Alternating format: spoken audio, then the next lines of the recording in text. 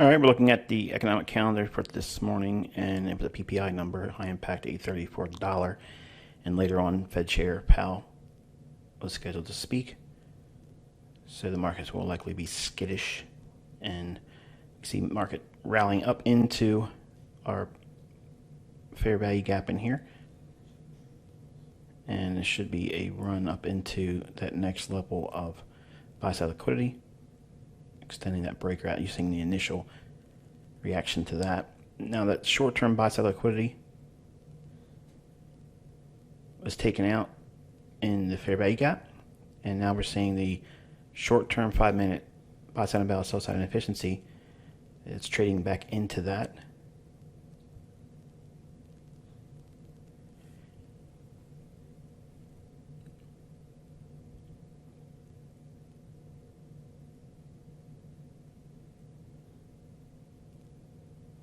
Okay, market's making an attempt to get back above its short-term high. Notice that small little fair value gap on the 5-minute chart still residing in price action. I would like to see that as an opportunity to be a buyer there. So that would be short-term sell-side liquidity on the 5-minute chart with an existing buy-side liquidity pool that's noted on the 15-minute time frame, which is a little bit further inside that breaker that's shown in the blue shaded area on the 15-minute time frame.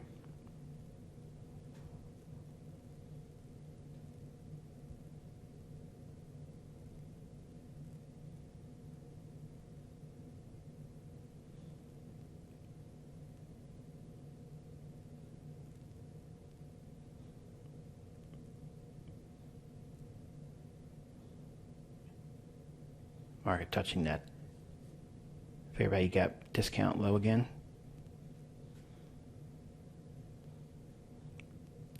One more attempt to try to go higher.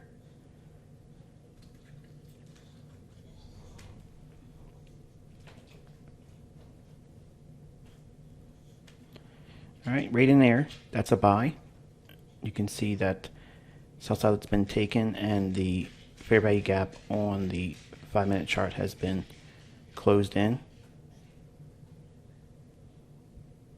Now it's 9:44 a.m. New York time.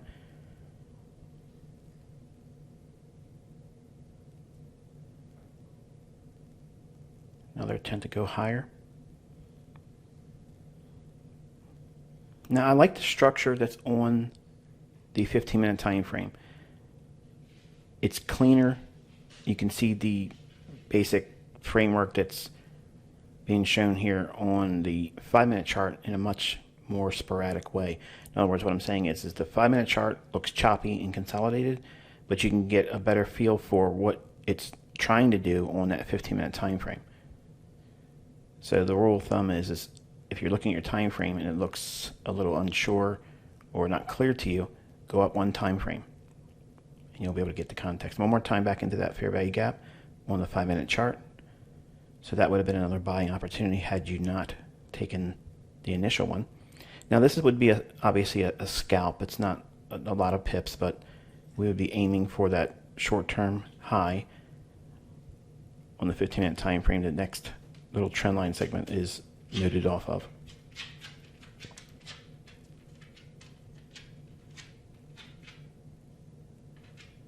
That's Bella in the background tiptoeing.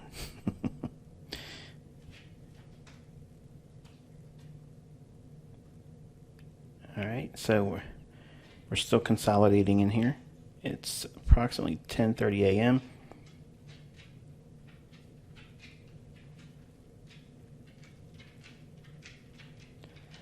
Market trading back down into the most recent down close candle on the 5-minute chart, which is a bullish order block.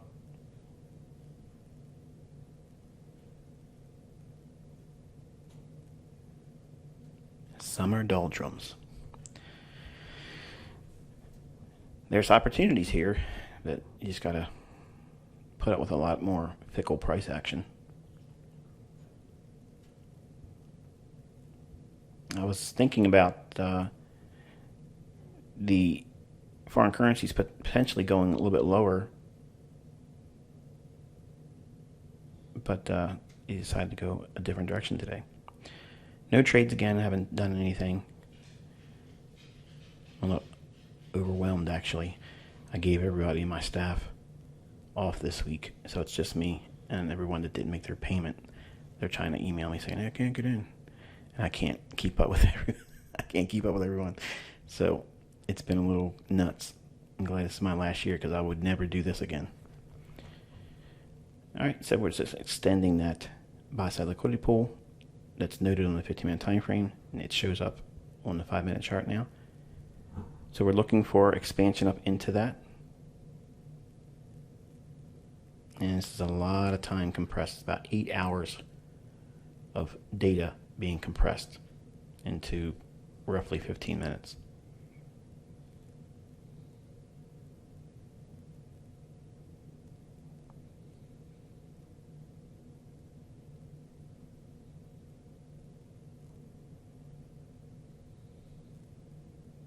So one of the questions I get a lot about summer trading is, do I try to push it hard? Do I stop trading altogether? What is the normal process for ICT? Number one, my expectations are greatly reduced. I expect this type of trading where it's fickle, it's move a little bit, then spend more time consolidating, move a little bit, spend more time consolidating. And what I think might happen generally can be more apt to being wrong. So in other words, my analysis isn't as clean as it is in the fall and springtime.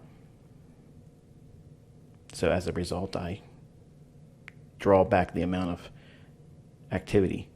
If it's really good, I'll take action, but I'd require a whole lot more things in my favor before I engage. All right, looks like it's trying to spread its wings up there.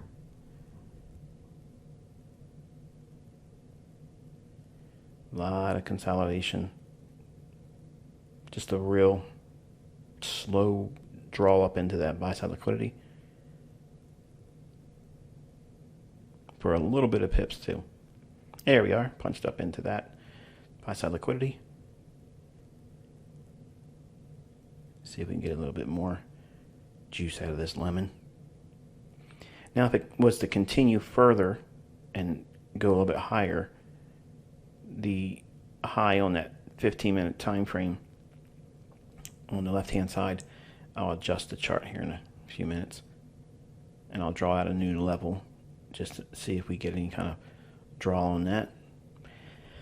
I would like to see it really expand here with like big candles, but right now, time of day, it's basically London close. All London is closed shop, and there's the next high I'm looking for. So I would expect that to be a factor overnight going into Thursday's trading.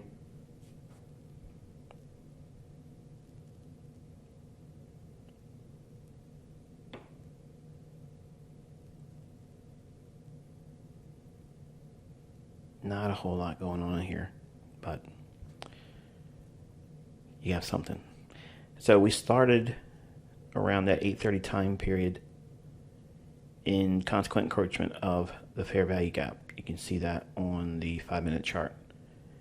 Market immediately ran on the high impact news on the dollar, ran up into the fair value gap, and then consolidated around the consolidation. Is basically, you can see the 5-minute chart, these two short-term trend lines, that's the fair value gap that you can see clearly noted on the 15-minute time frame on the left side. Notice the consolidation is basically consolidating around that fair value gap. So the fair value gap itself acts as like an equilibrium price point. So it's consolidating around a PD array that you know about. But notice that it's muddy.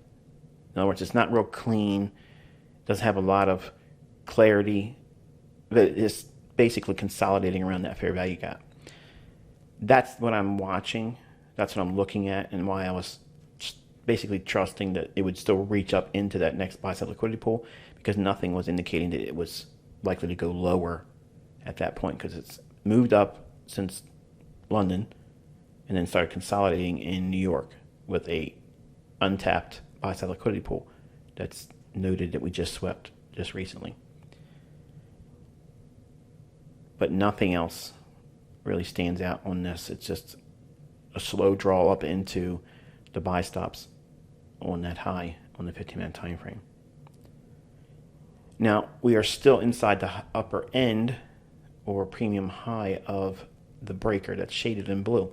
And go back and watch yesterday's video and you'll see where that's actually anchored. So, do we fall from here and trade back down into those relative equal lows on the 15-minute time frame for euro and say we get another continuation on the upside with the dollar? I don't know. I genuinely don't know. As I was mentioning yesterday, what do we get?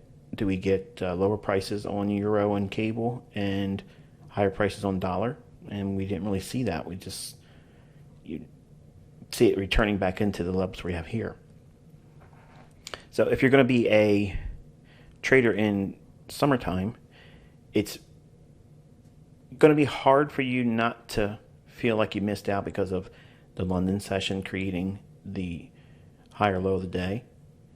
But for, I guess, comfort and confidence, the New York session's better. Even though you're going to have days like this where it's just simply not offering a whole lot, it doesn't give you a whole lot of opportunity for range or pips, but it does give you opportunity to practice and keep your skill set honed. And that's all we're doing here. We're not trying to put trades on. We're not trying to capture a lot of pips. We're just trying to stay close to the marketplace, keep a feel for what the pulse of it is, and just basically, practicing.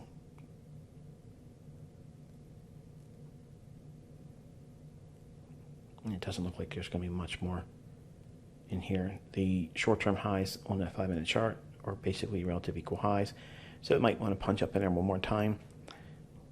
But the time of day now, essentially, going on 3 o'clock almost. Dead time.